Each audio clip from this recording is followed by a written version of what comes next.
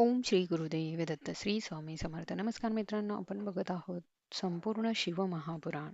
आणि आजच्या भागामध्ये आपण बघणार आहोत की मानवी देहाची उत्पत्ती ही कशी होते, त्याचप्रमाणे मानवी जीवनाचा सदुपयोग हा कशा प्रकारे करावा, स्वधर्माचे आचरण आणि युद्धाचे नियम आणि फळ काय आहे, त्याचप्रमाणे निरनिराळ्या लोकांचे वर्णन आजच्या भागामध्ये आपण बघणार आहोत. त्यासाठी व्हिडिओ शेवटपर्यंत नक्की बघा आणि तुम्ही जर चॅनलवर नवीन असाल तर चॅनलला सबस्क्राईब करा. मित्रांनो, जिथपर्यंत सूर्य चंद्राचा प्रकाश पडतो तिथपर्यंत पृथ्वी आहे आणि तिला भूलोक म्हटले जाते. अवकाशात अनेक ग्रह आहेत, सप्तऋषी मंडळ त्यावर ध्रुव आहेत आणि हा नक्षत्र मंडळांचा आधार आहे. भूमी आणि ध्रुव यांच्यामध्ये तीन लोक आहेत, ते म्हणजे भूलोक, भूर्वलोक आणि स्वर्गलोक. ध्रुवाच्या वर महरलोक आहे, तर तेथे ब्राह्मणाचे 7 पुत्र राहतात आणि महरलोकाच्या वर 7 ग्रह आपल्याला राशी स्थिर आहेत. त्याप्रमाणे जनलोकाच्या पुढे तपलोक आहे आणि या तपलोकात वैराज आणि दाहरहित लोक राहतात. तपलोकाच्या पुढे एक लोक आहे, तो म्हणजे सत्यलोक. त्यालाच ब्रह्मलोक देखील म्हटले जाते. तेथे सत्याने वागणारे धर्मतत्पर लोक तेथे राहतात. भूर्वलोकात मुनिदेव आणि सिद्धींचा निवास असतो, तर स्वर्गलोकात 12 आदित्य, वायुदेवता, 8 वसु, अश्विनी कुमार, विश्वदेव, रुद्र, साध्य, नाग, पक्षी, पापरहित आणि ऋषीगण येथे राहतात. सप्तमाता आणि सप्त महालोक मिळून ब्रह्मांडाचा विस्तार होतो. हे ब्रह्मांड पृथ्वी, आप, तेज, वायू, आकाश, अंधार आणि महत्त्वाने व्याप्त आहे. प्रधान महत्त्वाला व्यापून पुरुष स्थित आहे. पुरुष म्हणजे परमात्मा. त्याचा विस्तार कोणीही जाणू शकत नाही, म्हणून त्याला अनंत म्हटले जाते. तो आदी अंतरहित आहे, जन्म मृत्यू रहित आहे. तो सर्वत्र समप्रमाणात आहे. अनंतामध्ये संपूर्ण ब्रह्मांड सामावून गेले आहे. परमात्मा सर्वत्र समप्रमाणात भरला आहे. याची जाणीव झाली की सर्व प्रकारचे द्वैत भेदभाव नाहीसे होतात. मन हे गंगेप्रमाणे पवित्र आणि प्रवाहित होते. परमात्मा सर्व विश्वाला कारणीभूत आहे आणि विश्व निर्माण करणे ही त्याची प्रकृती आहे. त्याचा मूळ स्वभाव आहे. म्हणून या अव्यक्त परमात्म्यापासून ब्रह्मांडाचे असंख्य असे समुदाय निर्माण झाले आहेत. ज्याप्रमाणे कष्टामध्ये अग्नी, तिळामध्ये तेल आणि दुधामध्ये तूप स्थिर आहे. जसा बीजापासून वृक्ष निर्माण होतो, त्याचप्रमाणे परमात्मा शिवजीच्या सत्तेने ही सृष्टी निर्माण होते. शिव आणि शक्ती यांच्या संयोगातून देवादिकांसह हे विश्व निर्माण होते. शेवटी विश्व त्याच्यातच लय पावते. यासाठी शिवजींना सर्व क्रियांचा कर्ता मानले गेले आहे. ब्रह्मांडाच्या वरही लोकांचे अस्तित्व आहे. ब्रह्मलोकाच्या वर वैकुंठ लोक आहे आणि सर्वात वर हा शिवलोक आहे. तेथे शिवप्रभूंचे वास्तव असते. जो कोणी श्रेष्ठ पद प्राप्त करतो, तो मानव आपल्या प्रपंचात गुंतत नाही. ते पद कसे प्राप्त करून घ्यावे, तर शुभ गती प्राप्त होण्यासाठी शिवांची कृपा ही अत्यंत महत्वाची आहे. शिवजींचा अनुग्रह होण्यासाठी तप करणे आवश्यक आहे. कारण तपाचा महिमा हा अतिशय श्रेष्ठ आहे. तपश्चर्या केल्याशिवाय कोणीही शिवलोकी हे जाऊ शकत नाही. तपश्चर्येने अशक्य गोष्टी देखील प्राप्त होतात. देवदेवतांनी तप करून दुर्बल फळ प्राप्त केले आहे. सात्विक, राजस व तामस असे 3 प्रकारचे तप आहे. देव, ऋषी, मुनी, साधू, संत, संन्यासी यांच्याकडून सत्वगुणी तप घडते. दानव व मनुष्याकडून रजोगुणी तप घडते. राक्षस आणि दुष्टांकडून तमोगुणी तप घडते.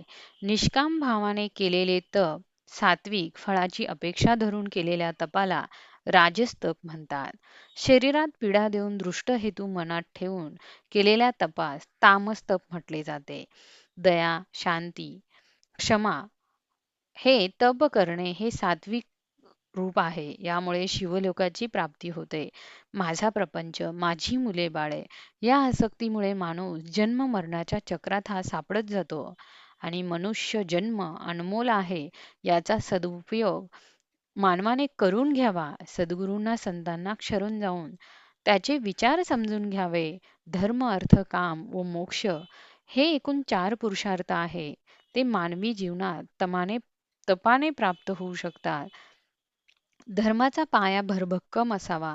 धर्मावर आधारित अर्थ, काम यांची प्राप्ती करावी. कारण धर्म मार्गानेच मोक्षापर्यंत जाता येते आणि धर्म कोणता आणि अधर्म कोणता हे पुरातन काळापासून ऋषीमुनी हे सांगत आले आहे. या आपल्या भारत भूमीमध्ये मनुष्य जन्म लाभणे ही फार मोठी भाग्याची गोष्ट आहे. संपूर्ण भारताचे वातावरण हे धार्मिक आहे. हा मनुष्य जन्म क्षणभंगूर आहे. तो एकदा गेला की परत मिळत नाही. क्षणाक्षणाने आपले आयुष्य हे कमी होत असते. यासाठी क्षणाक्षणाचा सदुपयोग हा आपण करून घेतला पाहिजे.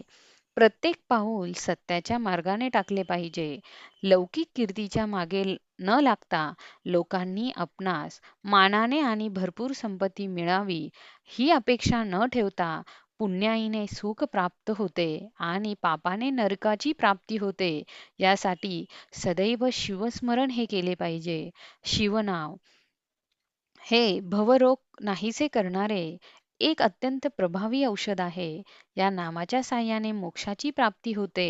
निरपेक्ष भावे शिवनाम घेताना जो आनंद प्राप्त होतो, तो आनंद अतिशय श्रेष्ठ आहे.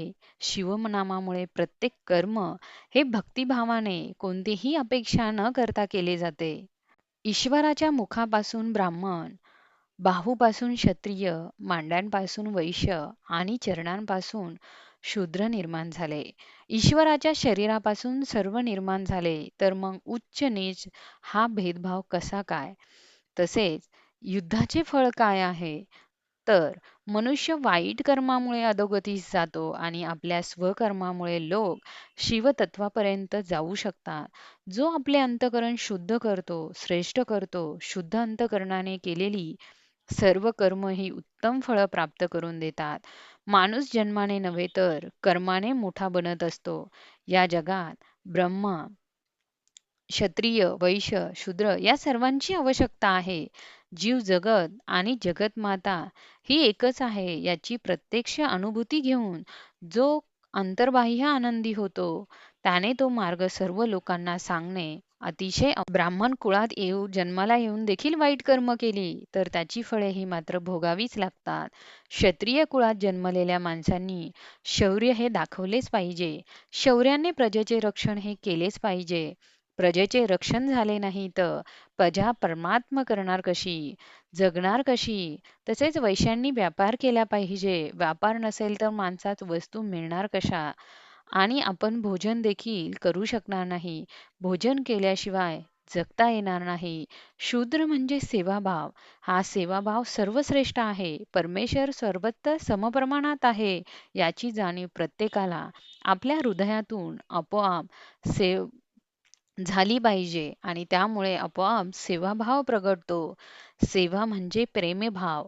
लोकांनी आपली सेवा केली पाहिजे हा भाव मनात न ठेवता लोकांची आपण सेवा करावी. त्यामुळे अजूनच आनंद कमळ विकसित होते. ईश्वर सर्वत्र श्रमप्रमाणात आहे याची जाणीव सर्वांनी ही ठेवली पाहिजे. जो युद्धात पराजित होत नाही त्याला विष्णू लोक प्राप्त होतो. युद्धाचे देखील काही नियम जाणून घेणे आवश्यक आहे. युद्धामध्ये शत्रूशी सामना करणे हे महत्त्वाचे आहे. शत्रूला कधीही पाठ दाखवू नये. युद्धात प्राणत्याग करावा लागला तरी पुण्यफळ प्राप्त होते. जी लढाई आहे यासाठी सतत लढावत राहावे. या जीवनात सत्यासाठी लढावे.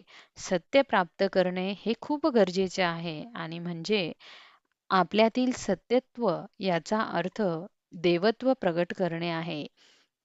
युद्धात बालक, स्त्री, अनाथ, शरणागत यांची हत्या करू नये. मित्रांनो, आता आपण बघणार आहोत की देहाची उत्पत्ती कशी झाली. जीवाला देहाविषयी असणारी आसक्ती देहाचा अभिमान निर्माण करते. मी कर्ता आहे या भावनेने अनेक लोक बंधनामध्ये अडकले जातात. या बंधनामुळेच माणूस जन्म मरणाच्या चक्रामध्ये फिरत नाही. या बंधनातून सुटका होण्यासाठी मनामध्ये वैराग्याचा उदय हा झाला पाहिजे. वैराग्याने देहाचा अभिमान हा नाहीसा होतो. की धान्य आणि पाणी अग्नीवर ठेवल्याने पाणी गरम होऊन धान्याला शिजवते. ते अन्न ग्रहण केल्याने त्या अन्नरसाने आपले शरीर पुष्ट होते. शरीरातील सर्व क्रिया सुरू होतात. त्याच शरीरातून मळ विसर्जित होतो. शरीरातील सर्व नाड्यांना हृदयकमळ जोडले असून त्या सर्व वाहिन्या आहेत. प्राणवायू त्या नाड्यांच्या मुखाशी सूक्ष्म अन्नरस स्थापन करतो आणि त्या रसाने त्या नाड्या प्राणवायूला पूर्ण करतात. त्या नाड्या शरीरात सर्वत्र जातात. त्या नाड्यातील रसापासून त्वचा, रक्त, मांस, केस, स्नायू, अस्थी, वीर्य वगैरे सगळे निर्माण करते. अन्नापासून जे वीर्य निर्माण होते ते स्त्रीमधील रजाशी मिश्रण पावले की बुडबुडाच्या आकारामध्ये होते. त्यामध्ये 7 रात्रीमध्ये मांस निर्माण होते. नंतर पुढील 2 महिन्यात मान, डोके, खांदे, पाठ, छाती, पोट, हात, पाय दोन्ही, पार्श्वभाग, कंबर इत्यादी अंगांचा विकास होतो. 3ऱ्या महिन्यात या सर्व अवयवांची संधी होते. 4थ्या महिन्यात बोटे, 5व्या महिन्यात मूग, नाक, हिरड्या, गुह्य, नखे तयार होतात. 6व्या महिन्यामध्ये कानाची छिद्र, 7व्या महिन्यामध्ये गुदा, मेद, नाभी आणि उपस्थ इंद्रिय निर्माण होते. याप्रमाणे शरीर हे आकारास येते. अशा प्रकारे अंगप्रत्ययाने पूर्ण झालेला जीव मातेच्या गर्भाशयात स्थित असतो. तिने केलेल्या भोजनातील 6 रस ग्रहण करून तो वाढत असतो. संपूर्ण वाढ झाल्यावर स्मृती प्राप्त होते.